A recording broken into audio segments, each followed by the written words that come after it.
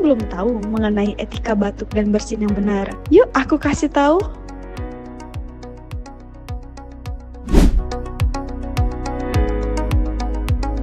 Yang pertama, tutup mulut Anda dengan tisu, sapu tangan, dan lengan dalam baju Anda.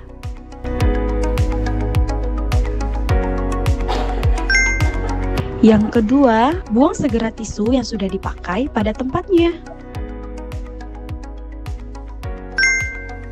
Yang ketiga, cuci tangan Anda dengan teknik yang benar, atau bisa membersihkannya dengan berbasis alkohol.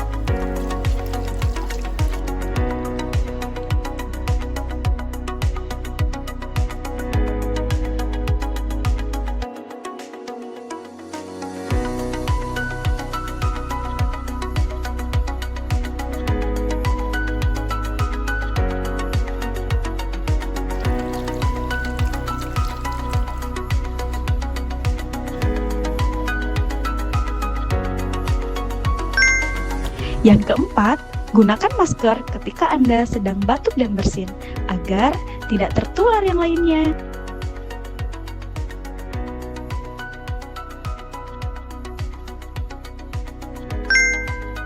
Sudah tahu kan sekarang mengenai etika batuk dan bersin yang benar?